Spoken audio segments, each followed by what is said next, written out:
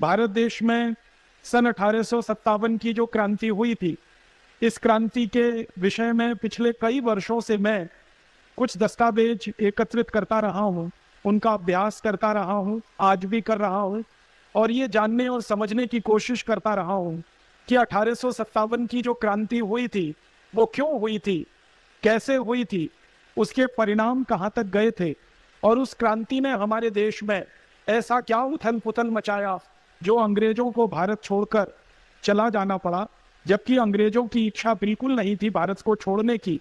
और दुनिया के 71 से ज्यादा देशों में जिन अंग्रेजों का साम्राज्य चलता था, जिन देशों के साम्राज्य के बारे में कहा जाता था कि अंग्रेजों का साम्राज्य का सूरज कभी डूबता नहीं है, एक देश में सूरज डूबता है तो दूसरे देश में उग जाता है, ऐसे अंग्रेज जिन्होंने बहुत गहराई से जड़ें जमाई थी हमारे देश में, आखिर 1857 की क्रांति के बाद क्यों इस देश से जाने के लिए मजबूर हो गए? ये सब कुछ गंभीर प्रश्न हैं जिनको मैं आपके साथ मिलकर आज के इस व्याख्यान के माध्यम से समझने की कोशिश करूंगा। और जो भी थोड़े बहुत दस्तावेज मैंने देखे हैं अंग्रेजों की संसद की लाइब्रेरी में, हाउस ऑफ कॉमन्स में, हाउस ऑफ लॉर्ड्स की लाइब्रेरी में, भारत के जो आर्काइव्स हैं, जो यहाँ के अभिलेखागार हैं, वहाँ पर जो दस्तावेज रखे हैं, अन्य कई पुस्तकालय हैं हमारे देश के, वहाँ पर जो 1857 के बारे में दस्तावेज रखे हैं, उनके कुछ संदर्भ आज के इस व्याख्यान में देने की कोशिश करूंगा। हमारे देश में 1857 का जो स्वाधीनता संग्राम हुआ, ये सबसे अनोखा और सबसे प्रबल था। और इसकी शुरुआत कहाँ से हुई? तो सारे भारत के इतिहासकार और अंग्रेजी इतिहासकार भी इस बात को अब मानते हैं कि इस 1857 के स्वाधीनता संग्राम की शुरुआत 29 मार्च 1857 को हुई। 29 मार्च 1857 को हमारे भारत देश में बंगाल का जो सबसे बड़ा नगर है कलकत्ता, आज जिसको हम कोलकाता कहते हैं, उसके पास में बैरकपुर नाम की एक छावनी हुआ करती थी अंग्रेजों की, जहां पर अंग्रेजों की सेना रहा करती थी। उस बैरकपुर छावनी में भारत के बहुत बड़े क्रांतिवीर श्री मंगल पांडे काम किया करते थे। मंगल पांडे अंग्रेजों की सेना में भर्ती हो गए थे एक सिपाही के रूप में और सेना के कार्य में लगे हुए थे। उन्हीं मंगल पांडे ने 29 मार्च 1857 को क्रांति की शुरुआत कर दी थी। शुरुआत कैसे हुई? हमारे भारत में सन 1856 से अंग्रेजों की सरकार में कुछ ऐसे कारतूस बनाकर इस्तेमाल करना शुरू किया था जिन कारतूसों में गाय और सुअर की चर्बी लगाई जाती थी। हमारे भारत देश में अंग्रेजों की सेना जो कारतूस इस्तेमाल किया करती थी, उन कारतूसों में गाय और सुअर की चर्बी का तेल निकालकर लगाया जाता था।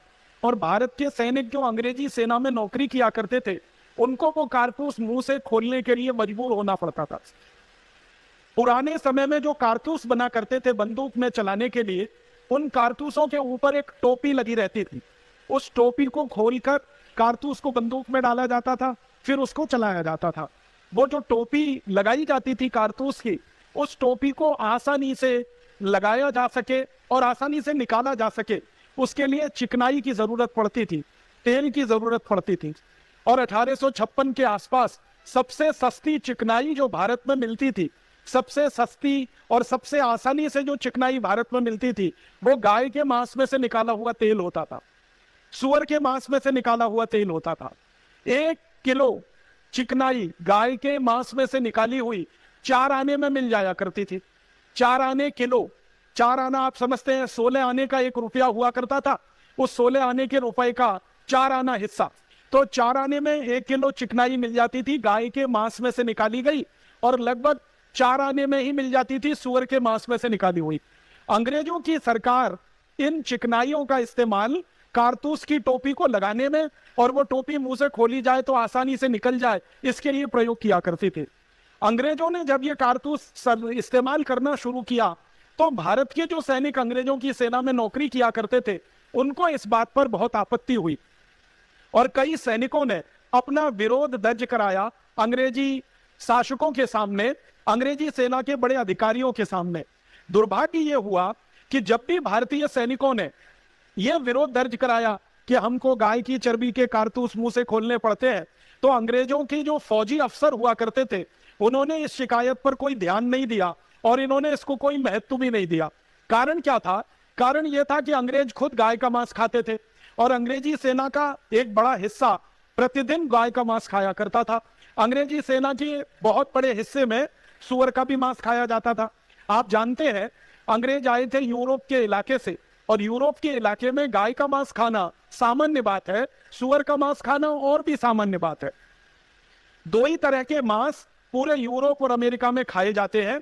एक मांस को बीफ कहते हैं अंग्रेजी में, बीफ माने गाय का मांस, और एक मांस को पोर्क कहते हैं, पोर्क माने सुअर का मांस। तो बीफ और पोर्क खाने वाले अंग्रेज थे, गाय का भी मांस खाते थे, सुअर का भी मांस खाते थे। उनके लिए यह कोई महत्व की बात नहीं थी कि गाय का मांस और सुअर का मांस किसी कारतूस में लगा दिया जाए और उस कारतूस को मुंह से खोलना पड़े। उनके लिए तो यह सामान्य बात थी, क्योंकि वो खाया करते थे। लेकिन भारत के जो सैनिक थे, भारत के जो नागरिक थे और अंग्रेजी सेना में काम करते थे, उनके लिए यह बहुत आपत्तिजनक था। जो हिंदू थे और भारतीय थे, उनके लिए यह आपत्तिजनक था कि गाय का मांस कारतूस पे लगाया जा रहा है, और जो मुसलमान थे और भारतीय थे, उनके लिए यह आपत्तिजनक था कि सुअर का मांस लगाया जा रहा है। इसलिए भारत के सैनिकों ने यह सवाल उठाना शुरू किया सन 1856 से, लेकिन अंग्रेजों के किसी भी अधिकारी ने इस पर ध्यान नहीं दिया। जिन भारतीय सैनिकों ने आपत्ति उठाई थी इन कारतूसों के सवाल पर, उनमें से एक भारतीय सैनिक थे अमर शहीद मंगल पांडे, जिनका नाम हम बड़े आदर से और सम्मान से लेते हैं। उन्होंने 29 मार्च सन 1857 को भरी परेड के मैदान में अंग्रेज अधिकारी से सीधे एक सवाल पूछा। परेड हो रही थी बैरकपुर की छावनी में, सवेरे का समय था, करीब 9 बजे के आसपास का। सारे भारतीय सैनिक लाइन से खड़े हुए थे परेड के लिए। उसी समय एक अंग्रेज अधिकारी आया, उसका नाम था मेजर ह्यूसन। उस ह्यूसन नाम के अंग्रेज अधिकारी को अमर शहीद मंगल पांडे ने सीधे एक प्रश्न किया कि क्या हमको अंग्रेज सरकार की तरफ से जो कारतूस दिए जा रहे हैं उसमें गाय की चर्बी लगी हुई है? तो मेजर ह्यूसन ने प्रश्न का उत्तर नहीं दिया, ना उसने हाँ कहा और ना उसने ना कहा। अमर शहीद मंगल पांडे ने फिर अपना सवाल दोहराया कि क्या हमें जो कारतूस दिए जा रहे हैं उसमें गाय और सुअर की चर्बी लगाई गई है? मेजर ह्यूसन ने फिर भी कोई उत्तर नहीं दिया, ना हाँ कहा ना कहा। बस इतने से में गुस्सा आया अमर शहीद मंगल पांडे को। उनके पास अपनी सर्विस राइफल थी, बंदूक थी, उसमें 2 गोलियां भरी हुई थी। उन्होंने वो बंदूक सीधे मेजर ह्यूसन के ऊपर चलाई। मेजर ह्यूसन को गोली लगी, लगने के बाद वो जमीन पे गिरा, थोड़ी देर तड़पा और मर गया। उसके बाद क्या हुआ, उसका एक दूसरा सहयोगी था, उसका नाम था लेफ्टिनेंट वॉग। वॉग नाम का जो अंग्रेज अधिकारी था, वो मंगल पांडे को पकड़ने के लिए घोड़े पर चढ़कर दौड़ा। मंगल पांडे ने दूसरी गोली चलाई और वो दूसरी गोली लेफ्टिनेंट वॉग के घोड़े में जाकर लगी और घोड़ा जमीन पर धराशायी हुआ और वॉग घोड़े से गिरकर जमीन पर उठने की कोशिश कर रहा था। इसी बीच में मंगल पांडे ने क्या किया, उनकी जो राइफल थी उसमें एक संगीन लगी हुई थी, वो संगीन को लेके दौड़े और बाघ के छाती में उन्होंने सीधे वो संगीन उतार दी और उसके बाद खून का फव्वारा छूटा और बाघ 4 से 5 मिनट में तड़पकर वहीं मर गया। बहुत सारे भारतीय सैनिक ये दृश्य देख रहे थे और उनके मन में भी कुछ ना कुछ करने का गुस्सा और जज्बा पल रहा था। उसी समय मंगल पांडे ने सभी क्रांतिकारी भारतीय सैनिकों को ललकारते हुए कहा कि इन अंग्रेजों ने हमारा धर्म भ्रष्ट किया है, इन अंग्रेजों ने हमारा देश हमसे छीन लिया है, इन अंग्रेजों ने हमारी आजादी हमसे छीन ली है, इन अंग्रेजों ने हमारी स्वतंत्रता का हरण किया है, इन अंग्रेजों ने हमारी संस्कृति का नाश किया है, इन अंग्रेजों ने भारत की लूट की है। इस तरह का एक लंबा सा भाषण लगभग 15 से 20 मिनट का अमर शहीद मंगल पांडे ने दिया। भारतीय सैनिकों में थोड़ा सा क्रोध पैदा हुआ, लेकिन उसी समय अंग्रेजों के एक बड़े अधिकारी को इसकी जानकारी हो गई कि मेजर जनरल ह्यूसन और उसके बाद लेफ्टिनेंट वॉग ये दोनों मारे जा चुके हैं और अमर शहीद मंगल पांडे ने गोली चलाई है। तो अंग्रेजों की एक बड़ी फौज आई और उस बड़ी फौज ने मंगल पांडे को पकड़ने के लिए प्रयास शुरू किया। मंगल पांडे ने अपनी राइफल का कारतूस भरने का जो समय था वो समय का इस्तेमाल ना करते हुए राइफल में आगे जो संगीन निकली रहती है, जो तलवार की धार की तरह से काम करती है, उसका सदुपयोग करना शुरू किया और उस राइफल को तलवार की तरह से चलाते हुए उन्होंने कई अंग्रेज सैनिकों के गले काटे, कई अंग्रेज सैनिकों को घायल कर दिया। अंत में मंगल पांडे पकड़ लिए गए, अंग्रेजों ने उनको गिरफ्तार कर लिया। गिरफ्तार करने के बाद उनका कोर्ट मार्शल हुआ और कोर्ट मार्शल करीब 10 दिन तक चला। 10वें दिन उनको फांसी की सजा सुना दी गई और 8 अप्रैल 1857 को बैरकपुर की छावनी में अमर शहीद मंगल पांडे को अंग्रेजों ने फांसी पर चढ़ा दिया। समस्या ये हुई थी उस समय कि मंगल पांडे को फांसी देने के लिए कोई तैयार नहीं था। फांसी की घोषणा हो चुकी थी, लेकिन उनको फांसी देने के लिए कोई तैयार नहीं था। जितने भी जल्लाद अंग्रेजों की सेना में उस समय नौकरी करते थे बैरकपुर की छावनी में, सबने मना कर दिया कि हम मंगल पांडे को फांसी पर नहीं चढ़ाएंगे। तो अंग्रेजों के सामने समस्या ये खड़ी हुई कि फांसी की सजा तो होनी है, अब जल्लाद कोई तैयार नहीं है, तो क्या किया जाए। तो अंग्रेजों ने कलकत्ता से फिर कुछ दूसरे जल्लादों को मंगवाया। उन जल्लादों को बहुत ज्यादा पैसे का लालच दिया गया, और ना सिर्फ पैसे का लालच दिया गया बल्कि उनको बहुत ज्यादा बड़ी तरक्की मिल जाएगी सेना में, फौज में। उनके बच्चों को जिंदगी भर के लिए फौज में नौकरी मिलेगी और पेंशन की व्यवस्था की जाएगी उनके लिए। ऐसे लालच के साथ 4 जल्लाद कलकत्ता से बुलाए गए। उन जल्लादों ने 8 अप्रैल 1857 को अमर शहीद मंगल पांडे को फांसी पर चढ़ाया। यह दृश्य जब भारतीय सैनिकों ने देखा कि मंगल पांडे का कोई कसूर नहीं था, फिर भी अंग्रेजों ने उनको फांसी पर चढ़ा दिया। उन्होंने एक सीधा सा प्रश्न पूछा था कि क्या कारतूस में गाय और सुअर की चर्बी लगाई जाती है। इस सीधे सवाल का जवाब ना देकर अंग्रेजों ने झूठ मूठ में कोर्ट मार्शल करके मंगल पांडे को फांसी दे दी है। तो भारत के सैनिक जो उस छावनी में रहते थे उनमें बहुत गुस्सा और विद्रोह पैदा हो गया, और बहुत अच्छा एक काम उन सैनिकों ने मिलकर कर लिया।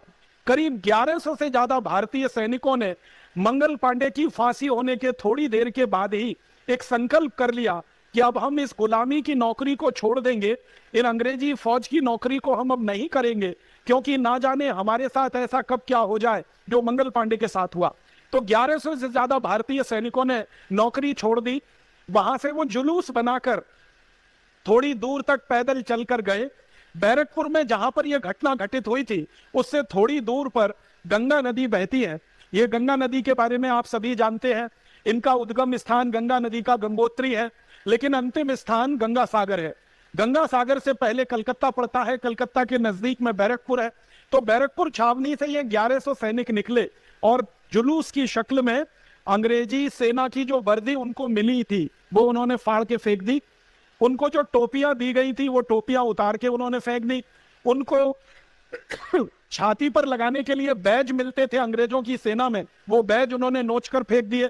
अपनी साधारण भारतीय पोशाकों में वो तैयार होकर गंगा नदी के किनारे गए और सभी ने गंगा जल अपनी अंजुली में भरा, और अंजुली में गंगा जल भर के उन्होंने एक संकल्प किया कि जिन अंग्रेजों ने भारत की गाय को काटा है, जिन अंग्रेजों ने भारत में हिंदू मुसलमानों के बीच में वैमनस्य बढ़ाया है, जिन अंग्रेजों ने आजादी को भारत का समाप्त कर दिया है, सभ्यता संस्कृति का नाश किया है, इन अंग्रेजों को अब हम भारत में रहने नहीं देंगे और इन अंग्रेजों को भारत से भगाकर ही दम लेंगे। बस यहीं से क्रांति की शुरुआत हो गई। ये जो 1100 सैनिक थे, इन्होंने 4-4, 5-5 सैनिकों के समूह बनाए और पूरे देश में इन्होंने उत्तर दक्षिण पूरब पश्चिम फैल जाने का फैसला किया, और ये समूह पूरे देश में फैल गए। इन समूहों में जो सैनिक थे, इन सैनिकों का भविष्य जो है कोई बहुत निश्चित नहीं था, लेकिन देशभक्ति का ज्वार उनमें इतना तीव्र था कि उन्होंने अपने भविष्य की परवाह न करते हुए, अपने परिवार और बीवी बच्चों की परवाह न करते हुए गांव-गांव जाना शुरू किया और अंग्रेजों के खिलाफ जो कुछ उन्होंने फौज में देखा था वो गांव में जाकर सुनाना शुरू किया। अंग्रेज कैसे गाय काटते हैं और गाय का मांस किस तरह से खाया जाता है, अंग्रेज कैसे सुअर काटते हैं और सुअरों का मांस किस तरह से खाते हैं, फिर किस तरह से भारतीय सैनिकों का अपमान करते हैं, भारतीय धर्म और संस्कृति का कैसे मजाक उड़ाते हैं, भारत के लोगों की जो मान्यताएं हैं उन पर कैसे फिक्रे कसते हैं, ये सब बातें इन सैनिक समूहों ने गांव-गांव जाकर कहना जब शुरू किया तो धीरे धीरे गांव में ऐसा माहौल बनने लगा, शहरों में ऐसा माहौल बनने लगा कि अंग्रेजों के खिलाफ कोई बड़ी बगावत हो जाए। एक तरफ ये सैनिक थे जो सेना की नौकरी छोड़कर अंग्रेजों के खिलाफ गांव-गांव घूम रहे थे, दूसरी तरफ हमारे इस देश के एक महान तपस्वी संत परम पूजनीय महर्षि दयानंद थे, जिन्होंने भारत के साधारण से लोगों के बीच में जाकर अंग्रेजों के खिलाफ एक बड़ा माहौल बनाना उस समय शुरू किया हुआ था। ये जो सैनिक थे जो सेना छोड़कर भारत में आजादी की लड़ाई के लिए लग गए थे, ये पूर्वी भारत और दक्षिण भारत में ज्यादा घूम रहे थे। परम पूजनीय महर्षि दयानंद और उनके जो सहयोगी थे वो उत्तर भारत में काफी बड़े पैमाने पर प्रचार प्रसार में लगे हुए थे।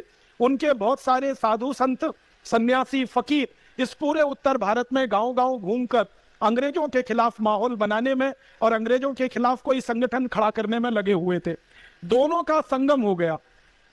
सेना में काम करने वाले भारतीय सैनिक और समाज में काम करने वाले परम पूजनीय महर्षि दयानंद के तैयार किए हुए सैनिक, ये दोनों जब मिले तो इसमें से विस्फोट हो गया। और ये विस्फोट हुआ इसी मेरठ की पवित्र भूमि पर जहां हम बैठे हैं। जब उत्तर भारत के महर्षि दयानंद सरस्वती के सहयोगी और उनके शिक्षित और दीक्षित शिष्यों ने और दक्षिण भारत पूर्वी भारत से आए हुए इन सैनिकों ने एक दूसरे के संवादों से, एक दूसरे की बातों से मन में जब बड़े संकल्प कर लिए, तो उस संकल्प का पहला प्रादुर्भाव इस मेरठ की भूमि पर हुआ 10 मई 1857 को। हुआ क्या था, मेरठ में एक घटना घटित हुई थी। आप जानते हैं बैरकपुर जैसे बड़ी छावनी थी, वैसे ही मेरठ भी अंग्रेजों की सबसे बड़ी छावनी थी उत्तर भारत में। उत्तर भारत में अंग्रेजों की दो ही सबसे बड़ी छावनियां हुआ करती थी, एक तो अंबाला, जिसको आज अंबाला कैंट कहा जाता है, और दूसरा था ये मेरठ। ये मेरठ कैंट का पूरा इलाका अंग्रेजों की छावनी का इलाका था। इस अंग्रेजी छावनी में 6 मई 1857 को बहुत सारे भारतीय सैनिकों ने अंग्रेजी अधिकारियों को कारतूस इस्तेमाल करने से मना कर दिया था। 6 मई 1857 को यहां मेरठ कैंट में परेड हो रही थी।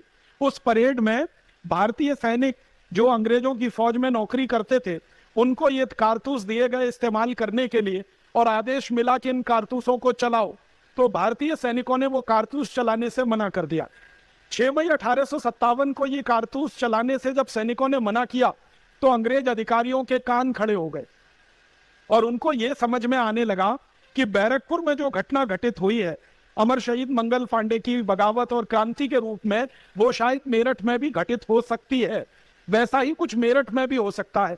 तो अंग्रेज अधिकारियों ने ये फैसला कर लिया कि मेरठ में जो क्रांतिकारी भारतीय सैनिक अंग्रेजों की फौज में है, इन सबको फौज से निकाल दिया जाएगा और इनको हथकड़ियां पहनाकर जेल में डाला जाएगा और इनके ऊपर कम से कम 10 साल की सजा का प्रावधान किया जाएगा और इनको जितनी भी बेइज्जती हो सकती है वो बेइज्जती इनकी की जाएगी। 6 मई 1857 को अंग्रेजों ने यह तय कर लिया और 9 मई 1857 को सवेरे करीब 9 साढ़े 9 बजे मेरठ कैंट में 90 से ज्यादा भारतीय सैनिकों को फौज में से निकालने का आदेश सुना दिया गया, क्योंकि वो 90 सैनिक थे जिन्होंने ये कारतूस इस्तेमाल करने से मना कर दिया था। फिर उसके बाद अंग्रेजी अधिकारियों ने ये घोषणा कर दी कि इन सभी सैनिकों को हथकड़ियां पहना दी जाए, इनके कपड़े उतारे जाए, इनकी टोपियां उतारी जाए, इनके बैज छीन लिए जाए और इनको हाथ को पीछे बांधकर इनकी नंगे शरीर से परेड निकाली जाए। भारतीय सैनिकों का ये अपमान बहुत ज्यादा उन्होंने 9 मई को कर दिया। सभी सैनिकों के कपड़े उतार लिए, उनके हाथ पीछे बांध दिए, हाथों में हथकड़ियां, पैर में बेड़ियां, और उनका परेड मैदान में जुलूस निकलवा दिया। तो जो दूसरे भारतीय सैनिक इस घटना को देख रहे थे, उनके मन में बहुत गुस्सा पैदा हुआ और उन सैनिकों ने अपने गुस्से का उस समय तक तो कोई इजहार नहीं किया, उस समय तक तो गुस्से को उन्होंने प्रकट नहीं किया। लेकिन शाम को करीब 5 बजे के आसपास जो भारतीय सैनिक गुस्सा प्रकट करने की कोशिश कर रहे थे, वो मेरठ शहर के बाजार में निकले कुछ सामान आदि खरीदने के लिए। तो बाजार में कई महिलाओं ने उनके ऊपर बहुत कठोर टिप्पणियां कर दी।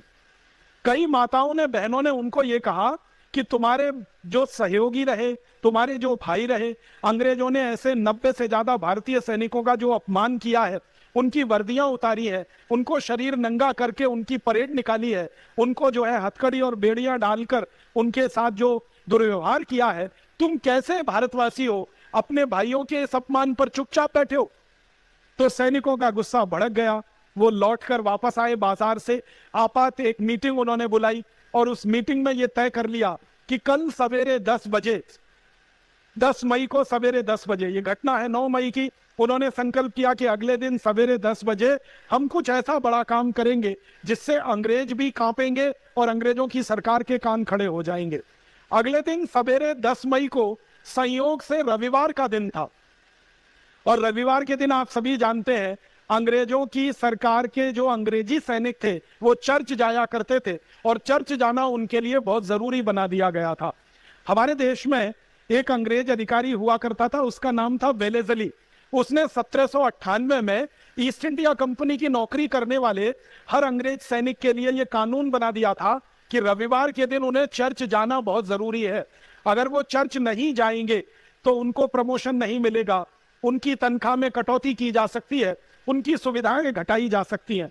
तो सभी अंग्रेज तनख्वाह के लालच में, प्रमोशन के लालच में या थोड़ा डर कर चर्च जाया करते थे हर रविवार को। और ये वेलेस्ली नाम का ही अंग्रेज अधिकारी था जिसने रविवार की छुट्टी कराई थी पूरे भारत देश में, जो दुर्भाग्य से आजादी के 63 साल के बाद आज भी चल रही है। रविवार का दिन छुट्टी का दिन होगा क्योंकि उस दिन चर्च जाना है।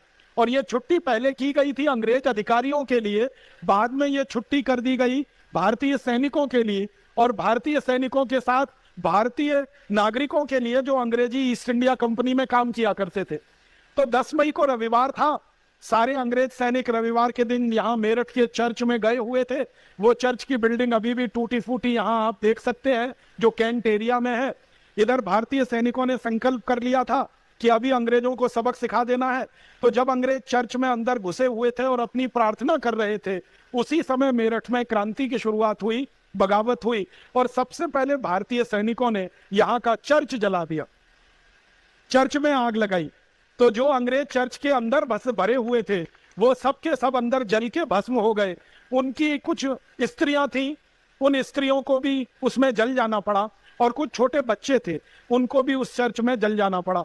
कुछ बच्चे और कुछ स्त्रियां संयोग से निकलकर बाहर आ गए थे, लेकिन उनको लोगों ने नहीं छोड़ा, क्योंकि चर्च में आग लगाने का काम भारतीय सैनिकों ने जरूर किया था, लेकिन आग लगते समय हजारों की संख्या में मेरठ के नागरिक भी वहां उपस्थित थे और उन्होंने चर्च को चारों तरफ से घेर रखा था।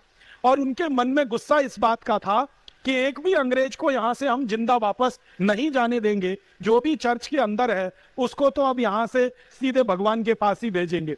उसी के बाद चर्च जलने के बाद यहाँ अंग्रेज अधिकारियों के जितने बंगले थे एक एक करके सब में आग लगाई गई, और उन बंगलों में जलकर कई अंग्रेज अधिकारी राख हो गए, खाक हो गए।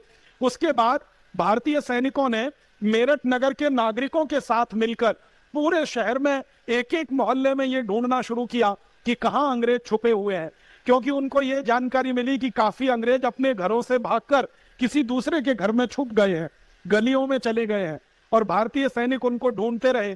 शाम हो गई और शाम करीब 6-7 बजे तक आते आते मेरठ में एक भी अंग्रेज जिंदा नहीं बचा। सभी अंग्रेजों को भारतीय सैनिकों ने और मेरठ के नागरिकों ने मिलकर कत्लेआम कर दिया। आपको यह जानकर बहुत आश्चर्य लगेगा, बहुत हैरानी होगी कि सैनिकों के पास तो बंदूकें थी, सैनिकों के पास तो संगीनें थी, तलवारें थी, उनसे वो अंग्रेजी सैनिकों के सामने लड़ाई लड़ रहे थे। लेकिन मेरठ के जो नागरिक थे उनके हाथ में क्या था? उनके हाथ में तो बंदूक नहीं थी, उनके हाथ में तो तलवार नहीं थी। तो अंग्रेजों के जो दस्तावेज हैं वो बताते हैं कि मेरठ के नागरिकों के हाथ में फसल काटने वाला हंसिया था, जिससे फसल काटी जाती है। गेहूं की फसल हम काटते हैं, धान की फसल काटते हैं, वो हंसिया था लोगों के हाथ में। और उस हंसियों को लेकर माताएं बहनें सड़क पर और भाई भी सड़क पर घूम रहे थे, और जहां कोई अंग्रेज मिलता था गर्दन उसकी हंसिये से काटते थे। सैनिकों के पास तो बंदूकें थी, तलवारें थी चलाने के लिए, लेकिन साधारण नागरिकों के हाथ में तो हंसिया था। कुछ साधारण नागरिकों के बारे में अंग्रेज दस्तावेज बताते हैं, अंग्रेजी दस्तावेज, कि उनके हाथ में खुरपी थी, खुरपा था, हंसिया था। ऐसी चीजों को लेकर ये सारे नागरिक इकट्ठे हुए थे। और सबसे ज्यादा आश्चर्य में डालने वाली जो बात है वो ये कि अंग्रेज इतिहासकारों ने जब इन नागरिकों के बारे में जानकारी लेने की कोशिश की तो पता चला कि मेरठ के आसपास के लगभग 40 से ज्यादा गांवों के लोग इकट्ठे हुए थे अंग्रेजों से बदला लेने के लिए। इन 40 गांवों की पूरी सूची है, हाउस ऑफ कॉमन्स की लाइब्रेरी में रखी हुई है। ये सब गांव मेरठ के आसपास के गांव हैं। कुछ गांव हैं जो मेरठ से मुजफ्फरनगर के बीच में है, और कुछ गांव हैं जो मेरठ से मोदी नगर के बीच में है। इन 40 गांवों के नागरिकों की संख्या हजारों में थी जिन्होंने अंग्रेजों को यहां से कत्लेआम करा दिया। उसके बाद रात हो गई, एक भी अंग्रेज जिंदा नहीं बचा। तो भारतीय सैनिकों ने तय कर लिया कि अब क्या करना है। तो अब उन्होंने कहा दिल्ली चलना, और दिल्ली चलकर अंग्रेजों का जो मुख्य केंद्र है उस पर कब्जा करना है। तो लगभग 2000 भारतीय सैनिक, उनके साथ कुछ भारतीय नागरिक जो सामान्य नागरिक थे, गांव से इकट्ठे होकर आए थे, इन लोगों ने घोड़ों की और कुछ खच्चरों की व्यवस्था की और उन पर बैठकर ये सारे सैनिक रातों रात दिल्ली के लिए निकल गए। सवेरा होते होते ये दिल्ली पहुंच गए।